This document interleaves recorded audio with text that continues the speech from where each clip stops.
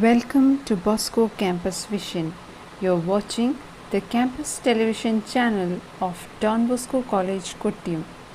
This lecture is on the prescribed syllabus of 5th semester BA English Literature and Language. Paper is Literary Criticism.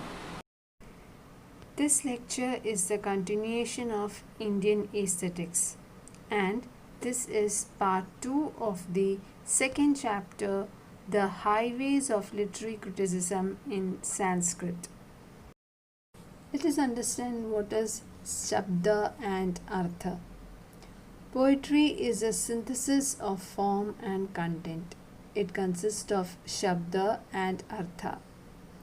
In order to generate extraordinary meaning, words are charged with gunas, alankaras, and ritis. Gunas refer to the potentiality of words to arouse emotions. Alankaras are decorative devices. They enhance the beauty of poetry, just as various ornaments like kumkuma, chandana, as they enhance the beauty of women. Riti refers to style in general. Thus, the form of poetry is constituted by words endowed with gunas, alankaras, and ritis.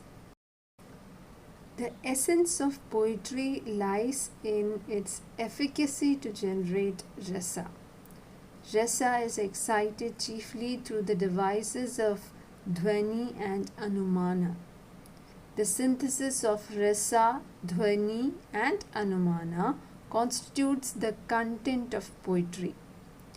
The perfect fusion of these elements stamps on the verbal art the quality of auchitya or appropriateness, which is instrumental in evoking rasa. Shabda and Artha cannot be harmonized except through suppression.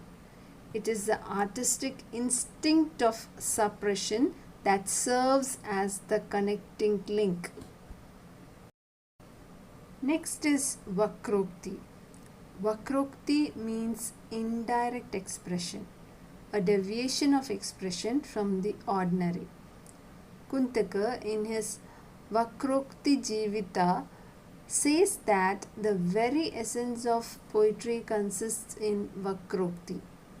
Poetry is born of the blend of Shabda and Artha.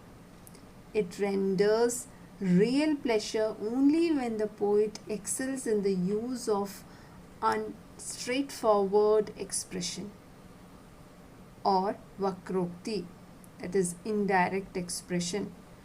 Dandin had also emphasized the concept of Swabhavokti in poetry, but Kuntaka points out that the mere literal representation fails to generate evocativeness and hence are out of the realm of poetic expression. Poetry must employ the language of indirection, and it is this quality that renders beauty to poetry.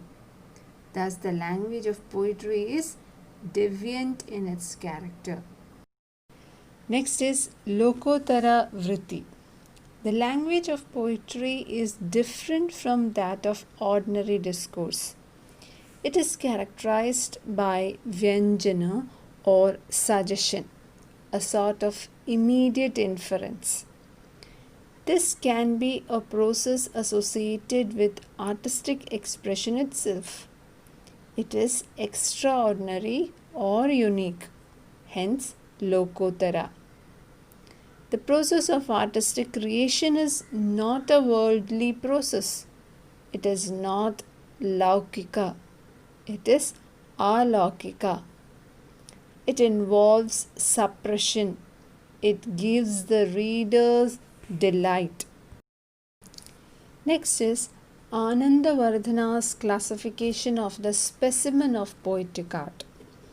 According to Anandavardhana, dhvani is the soul of poetry.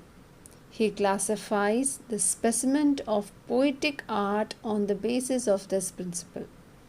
It was he who was responsible for the reclassification of poetic expression under three heads, that is, Uttama, Madhyama, Adhama.